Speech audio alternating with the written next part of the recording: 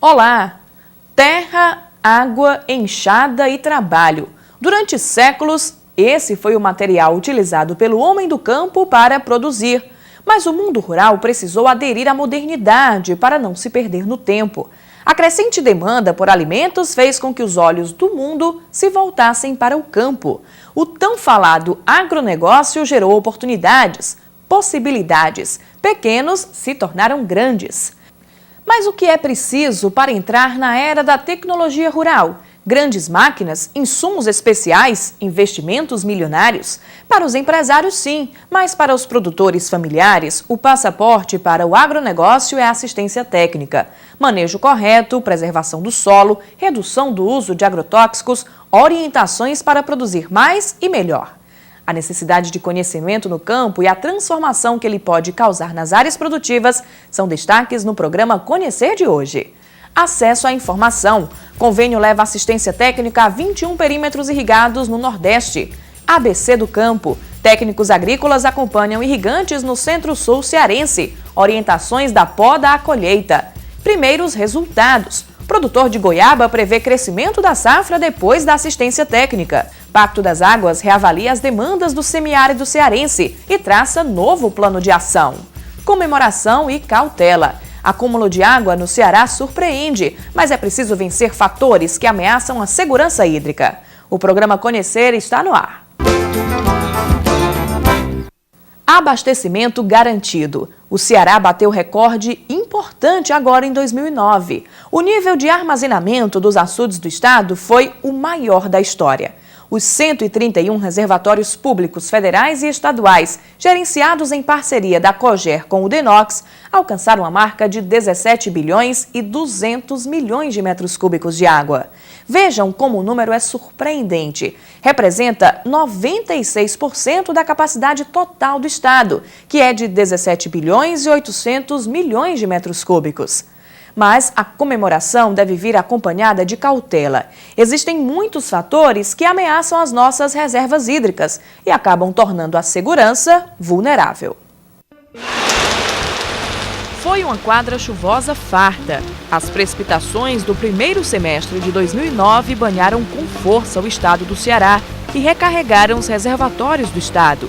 As bacias que mais receberam água foram as do Centro-Norte, do Acaraú, do Coreaú e do Médio Jaguaribe. O período invernoso foi tão bom que mesmo as regiões que tiveram recarga menor ainda superaram os 90% do nível de armazenamento.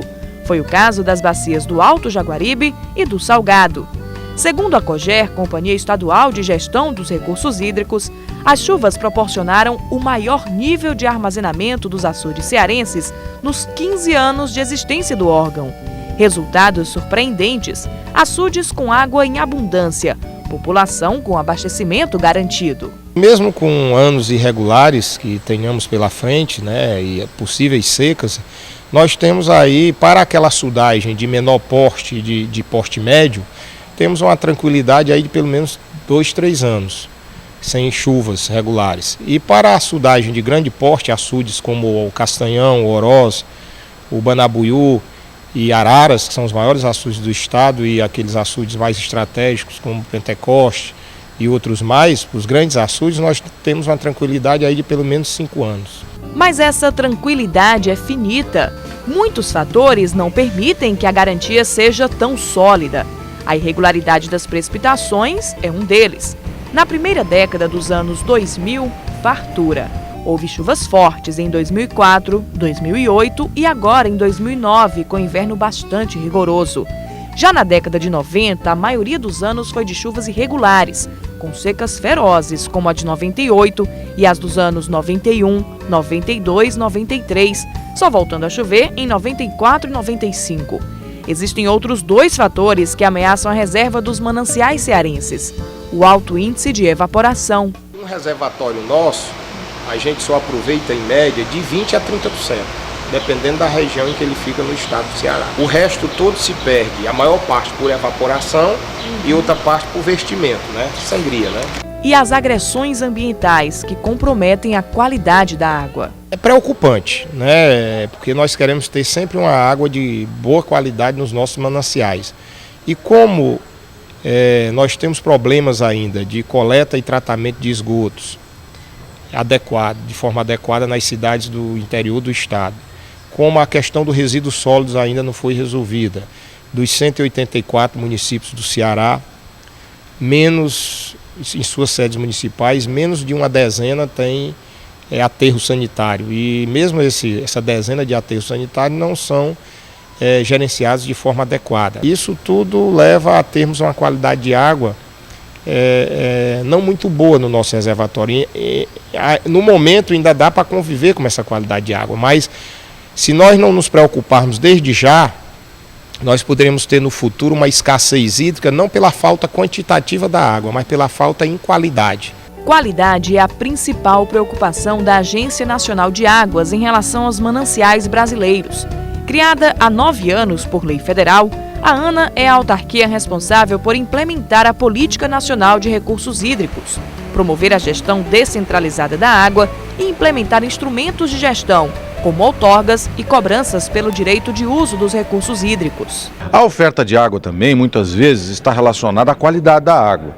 Se você, muitas vezes, tem um corpo d'água volumoso, com muita quantidade de água, mas essa água está contaminada, ela está poluída, não é? Ou a demanda é muito alta, seja por conta de uma população muito grande ou pela atividade produtiva muito intensa, muito consumidora de água, ou irrigação, ou setor industrial, então você tem um desequilíbrio, né, entre oferta e demanda e, portanto, a gestão da água se impõe como uma necessidade premente. Vinculada ao Ministério do Meio Ambiente, a ANA regula o acesso à água e tem como função promover o uso sustentável. Tarefa que não é das mais fáceis, se levado em conta o comportamento de descaso com a água por boa parte dos brasileiros. Nós não temos uma cultura favorável, não é? Nesse sentido. Nós somos muito gastadores de água.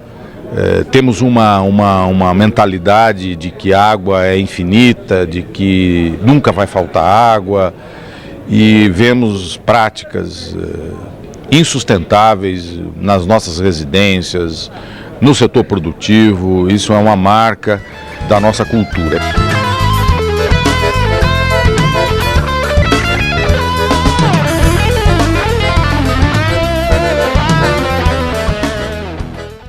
Veja daqui a pouco no programa Conhecer Convivência com o Semiárido, Desafio Secular. Até onde as ações desenvolvidas na região atendem realmente à demanda sertaneja? Pacto das Águas traça plano para fortalecer as cadeias produtivas e promover a educação no campo.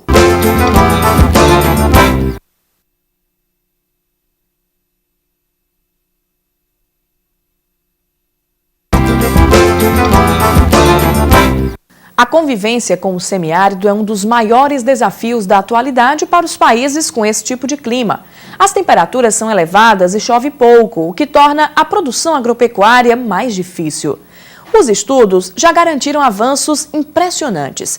Hoje, muitos sobrevivem com dignidade em áreas semiáridas. São pessoas que aprenderam a tornar o clima um aliado. Mas é possível fazer mais, estender os benefícios e chegar a novas descobertas. No Ceará, o Pacto das Águas, que cria um modelo de desenvolvimento regional com a utilização correta dos recursos hídricos, está elaborando um plano de ação. Nos últimos 2 anos, os representantes do pacto discutiram a situação de cada município do estado. Agora, as demandas vão começar a ser solucionadas. O desafio é fortalecer as cadeias produtivas, promover a educação no campo e desenvolver ações voltadas especificamente para a realidade sertaneja. Equívocos seculares. A convivência do nordestino com o semiárido foi marcada por erros políticos e culturais que levaram ao desgaste ambiental, ao agravamento da escassez de recursos naturais, ao sofrimento das populações rurais em toda a região com as constantes estiagens. Há vertentes de pensamentos que defendem que até a forma como a agricultura familiar foi proposta pelos poderes públicos não condiz com a realidade sertaneja, sendo uma réplica mal desenvolvida dos modelos sulistas de produção. A agricultura familiar, com a visão de dividir a terra por família, lotes familiar, é possível porque o solo é mais ou menos igual, os recursos hídricos estão mais ou menos distribuídos, quer dizer, há uma possibilidade de uma gleba A ter o mesmo desenvolvimento de uma gleba B, evidentemente, desde que a família trabalhe com a mesma intensidade e com a mesma cultura, com a mesma experiência. Aqui é diferente. Se você pega uma grande área de 10 mil hectares e divide em glebas, por exemplo, de 500 hectares ou 200 hectares, você vai ter umas que só é pedra, um morro. Você vai ter, coincidente, uma que cai à beira de um rio ou à margem de uma barragem. Então são glebas completamente diferentes uma da outra. Então não há a uniformidade que existe do solo e inclusive do clima no sul do país. Essa é uma das linhas de pensamento do Pacto das Águas, iniciativa que envolve Poder Legislativo, Governo do Estado do Ceará, União, sociedade civil e universidades, em torno de ações para o desenvolvimento da população nordestina através do uso racional dos recursos hídricos. Os órgãos integrantes do programa formatam e agrupam as ideias compiladas dentro dos 4 eixos de atuação: convivência com semiárido, água e desenvolvimento, que discute o papel do agronegócio, água para beber, sobre o abastecimento humano, e gestão dos recursos hídricos, que envolve todos os temas anteriores. Antes de chegar na atual fase de discussões, o Pacto das Águas promoveu 157 encontros municipais e 11 regionais, para que as comunidades pudessem apresentar suas demandas e desafios. O resultado dessas reuniões deu origem a um banco de dados com mais de 200 páginas de propostas, que foram transformadas em programas e apresentadas às entidades envolvidas. Agora, cada instituição, tanto governamental quanto não governamental, vai definir sua participação no projeto e garantir a efetivação das ações. Como é que isso pode ser traduzido através de programas governamentais? Depois, qual é o papel de cada instituição nisso? Quem é que vai tocar, quem é que vai colaborar, quem é que vai ficar responsável, qual é a participação da sociedade organizada, da FIEC, da FAEC, dos movimentos sociais. Então é um trabalho coletivo e isso vai ser transformado, por exemplo, numa série de programas que vão constituir um plano estratégico dos recursos hídricos no estado do Ceará. O debate envolvendo o eixo de convivência com o semiárido tem como principais propostas o fortalecimento das cadeias produtivas, através de políticas públicas de geração de renda e implementação de técnicas alternativas sustentáveis. Um dos parceiros, o governo do estado, garante que já desenvolve ações promissoras junto às comunidades agrícolas. Nós temos o nosso plano safra da agricultura familiar, que é lançado anualmente, com a participação dos movimentos sociais e de outras instituições, e que aborda toda essa questão das cadeias produtivas com metas definidas, com apoio ao crédito rural, com apoio à comercialização, com apoio à capacitação dos agricultores familiares. Fora isso, nós temos também o nosso programa de práticas agrícolas e convivência com o semiárido, visando dessa questão da sustentabilidade dessas atividades, principalmente dessas cadeias produtivas, e vendo a questão também do apoio à conservação dos recursos naturais renováveis. Outra proposta é relacionada ao desenvolvimento de estudos, pesquisas e estratégias de difusão para a melhoria da vida no campo, além da inserção da realidade regional no conteúdo escolar. A ideia é que as disciplinas contemplem de forma transversal questões como preservação ambiental e segurança hídrica, ajudando o aluno a compreender desde cedo o contexto natural e sócio-histórico do qual faz parte. A educação contextualizada é um link extremamente importante. Quer dizer, o professor de geografia, ele não pode trabalhar a geografia desassociada do contexto semiárido, porque essa é uma questão que aborda 92% do estado do Ceará. O professor de história tem que trabalhar as questões voltadas para o semiárido, a língua portuguesa tem que trabalhar o contexto social do grupo que está trabalhando. Então esse é um tema transversal que deve ser trabalhado em todas as disciplinas, em todos os anos, em todas as classes, porque ela é essencial à vida no semiárido. Os planos também prevêem a construção de escolas e cursos profissionalizantes em agroecologia. Na visão do presidente da Associação de Engenheiros Agrônomos do Ceará, o trabalho dos profissionais desta área é fundamental para a eficácia dos projetos e, segundo ele, o segmento já superou muitos desafios ambientais ao longo dos anos. Há uns anos atrás, realmente, o pensamento da agricultura era só utilizar o solo sem ver, no caso da área de conservação do solo, sem ver uma reposição da química do solo, da conservação, da fertilidade do solo. Com a luta de nós, engenheiros agrônomos, estamos vivenciando uma nova era, que o próprio agricultor, as grandes empresas já estão sentindo a necessidade de conservar a fertilidade do solo, de repor aquilo que a planta retira do solo. Os municípios aguardam com ansiedade que todas as propostas discutidas sejam colocadas em prática e ajudem a mudar o quadro no interior cearense. Nós precisamos ter uma política que vise diretamente o desenvolvimento das nossas atividades agropastoris, que desalavanque o nosso agropecuarista, tanto o pequeno, o grande, da agricultura familiar, para que dê condições a eles a desenvolver atividades para melhorar o seu meio de vida e da nossa região.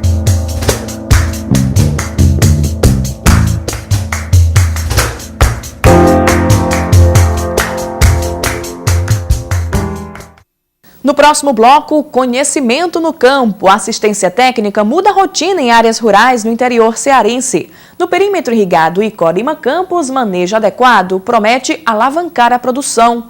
Orientações da poda à colheita estimulam pequenos produtores que apostam alto nas próximas safras.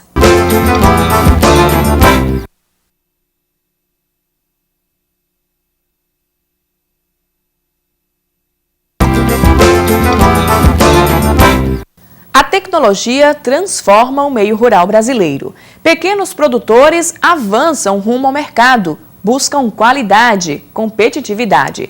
O tão falado agronegócio está menos exclusivo. Com acesso à água, à terra e à assistência técnica, os pequenos podem se tornar grandes. Os perímetros irrigados nordestinos estimulam esse potencial, geram oportunidades. É o conhecimento no campo. Um convênio firmado entre o Departamento Nacional de Obras Contra-Secas, uma empresa de engenharia e o CETRED está trazendo assistência técnica ao semiárido. Aqui no Ceará, um dos perímetros contemplados é o Icó-Lima Campos, no centro-sul cearense. A meta é modernizar o manejo agrícola, investindo no agricultor. A agricultura acompanha o homem desde o início dos tempos. É preciso plantar para poder comer. Na Cartilha da Roça, a primeira lição é voltada para 2 elementos básicos: terra e água. As lições seguintes são práticas: colocar as enxadas para trabalhar, preparar o solo, plantar e colher. Até parece simples, mas, na verdade, para ser doutor no campo, é preciso buscar conhecimentos diferenciados, que fazem parte da nova agricultura, que pede qualidade e produtividade na mesma proporção. No semiárido, onde as terras exigem sempre mais por causa da geografia rural, é preciso maior esforço daqueles que querem se firmar no mercado. E a concorrência é gigante. A aposentada agricultura de subsistência quase não existe mais. Os pequenos produtores, além de plantar para a própria panela, aprenderam a buscar outros fogões. São os pequenos grandes que chegaram aos mercados local, regional, nacional. Alguns, com as parcerias certas, chegam até a outros países. Mas para isso é preciso bem mais que terra, água e trabalho. É preciso aderir às técnicas avançadas de cultivo, a tecnologia rural. O pequeno produtor, ele sempre tem produzido aquela agricultura de subsistência, que é o milho e feijão, né? Mesmo milho e feijão precisa de algumas tecnologias para que ele aumente a sua produtividade e a sua renda. Para que se tenha lucro, tem que ter tecnologia. Eu digo até que tecnologia é uma palavra mágica. Se você bem empregando ela na sua atividade, você vai conseguir ter bons resultados. Os recursos disponíveis são muitos. Adubação, que atende às necessidades da planta, cuidados específicos com o solo, redução do uso de agrotóxicos ou substituição por produtos orgânicos, análise da terra, da incidência de sol, de chuva, escolha de culturas adequadas, Técnicas simples, como a cobertura dos cachos de banana com sacos para mudar a temperatura e afastar pragas. A nova era da agricultura, principalmente na parte do agricultor familiar, né, o que se está tentando trabalhar hoje é a agricultura agroecológica. Agora, para isso precisa que tenha uma assistência técnica continuada e que os próprios trabalhadores também incorporem todo esse processo de produção. Diante de tantas possibilidades e da necessidade de capacitar os agricultores para fazer crescer o potencial produtivo, é cada vez mais frequente a presença de engenheiros agrônomos e técnicos agrícolas nas áreas de cultivo. Eles trazem os conhecimentos adquiridos nos grandes centros de estudos e pesquisas para a zona rural. É aqui que ciência e conhecimento popular se unem para cultivar o desenvolvimento. Os irrigantes do perímetro Icólima Campos, no centro-sul cearense, estão sendo capacitados. O perímetro é um dos 8 do Ceará contemplados por um convênio de assistência técnica. O Departamento Nacional de Obras Contras Secas firmou parceria com uma empresa de engenharia e o CETRED, Centro de Treinamento e Desenvolvimento, vinculado à Universidade Federal do Ceará, o que possibilitou a contratação de equipes especializadas para levar assistência técnica a 21 dos 38 perímetros do órgão no Nordeste. A meta é modernizar o manejo agrícola, investindo no agricultor. O Denox esse ano está fazendo 100 anos, né? Foi criado em 1909 e agora em 2009 faz 100 anos. E o Denox, como tem dito alguns diretores do Denox, tem investido sempre em obras. E agora o Denox está investindo no ser humano, que é o produtor, o irrigante e o colono, né?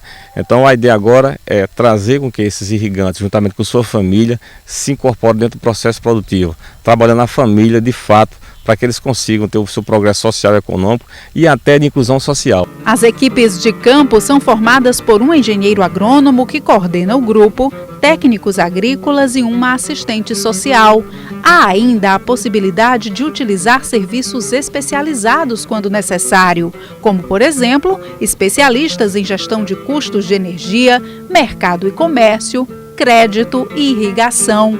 O engenheiro agrônomo Merival Azevedo coordena a equipe do perímetro Icólima Campos. Estudou a fundo a história, a geografia e as potencialidades regionais para traçar o plano de ação. É um grande desafio, justamente fazer com que essas produtividades alcancem os patamares aceitáveis de receita e sustentabilidade econômica, né? E sobretudo que a gente possa também trabalhar a sustentabilidade ambiental e social dessas famílias.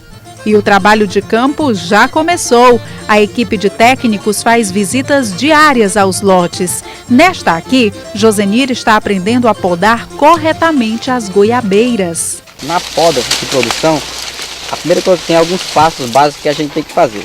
A primeira coisa que a gente tem que fazer é o quê? Tirar os ramos que estejam direcionados para o chão, né? Por quê? Somente, assim, um exemplo aqui, esse ramo aqui. Esses ramos, na maioria das vezes, eles não são produtivos. Então a gente vai eliminar esses ramos que estão direcionados nesse sentido. Outro ramo que a gente tem que tirar, aqueles que estejam atacados por pragas, né? Porque você já vai eliminar esse foco de doença. Vai também tirar os ramos que tenham o crescimento vegetativo na posição vertical e alguns ramos que estejam cruzando a copa da planta. O produtor não demora muito para transformar teoria em prática. O técnico acompanha tudo de perto e vai orientando, mostrando como fazer o trabalho corretamente, sempre preservando planta e frutos. Como aqui a gente já tem ainda uma grande quantidade de frutos, a gente não vai tirar esses ramos para não perder esses frutos aqui. Em alguns momentos é preciso trocar a tesoura pelo serrote. É retirado um galho frondoso para permitir a entrada da luz do sol. O ideal é que o corte seja feito com serrote, porque a área vai ficar lisa. Aqui, se tiver alguma chuva, vai escorrer com facilidade. Hoje, Josenir produz goiaba em 1,5 hectares. São, em média, 250 caixas por mês, com 22 quilos cada. Com a assistência técnica, a produção pode dar um salto, até dobrar em pouco tempo. O produtor de goiaba está otimista. Vai melhorar, né? Porque a gente estava sem A parte de adubação, a gente está sem assistência, quer dizer, a poda, a própria irrigação, ninguém sabe se está certa, né? E aí a proposta deles aqui é de melhorar, de corrigir o que está errado, né? O trabalho vai ser um tanto difícil, vai ser fácil? Como é que está sendo a receptividade dos produtores com vocês técnicos? Nós estamos sentindo que o pessoal está com vontade de produzir, né? Existem algumas dificuldades dentro da própria área dos produtores, mas eu acredito que com um trabalho sério, responsável, a gente pode mudar esse quadro que está hoje. Agora, no caso específico aqui desse produtor, ele pode chegar, inclusive, a dobrar a produtividade dele hoje, mantendo essa assistência. Sem dúvida, né? Coisas simples, com técnicas simples, né? Aproveitando também que ele já faz, o conhecimento dele é muito importante, a gente pode mudar, fazer com que ele consiga aumentar a sua produtividade, sem dúvida. Então a gente pode dizer que esse trabalho aqui em equipe é o segredo do sucesso. Exatamente, é um trabalho de mãos dadas, em conjunto, e a gente aprende com eles, ensina eles, e quem ensina aprende, quem aprende ensina, né? Em alguns lotes o trabalho vai ser mais fácil. Neste, os agricultores fazem com perfeição o cultivo de tomate, que não é dos mais simples. A semente é plantada em uma área, mas produz em outra. A gente semeia a semente, né, aqui no canteiro de obra. Aí quando está grande, a gente vai e muda para outro setor, né? Isso demora quanto tempo, mais ou menos? 2 semanas. Mais 2 semanas, no máximo 3 semanas. A terra é boa para tomate. Sai tomate boa danada? Sai boa, sai. No mesmo lote, os pés de banana e coco são vistosos e produtivos. Cada coqueiro dá 150 frutos por ano. As bananeiras rendem 20 toneladas de fruta por ano. O segredo está na utilização de técnicas corretas de cultivo. O irrigante, dono do lote, é engenheiro agrônomo. Aduba a terra com conhecimento. O campo das ciências agrárias é tão complexo como os outros, até da medicina e outros campos. Não é uma coisa só. Né? São várias coisas que se somam. Ninguém pode dizer, eu vou usar só um sistema de irrigação moderno. Não, isso só não resolve. É só a cultura adequada, a variedade adequada, a nutrição. Enfim, é um complexo. Mas o que é certo, o que é mais importante nesse contexto todo é a consciência do produtor de que tem que usar a tecnologia. Ele tendo essa consciência, as coisas acontecem.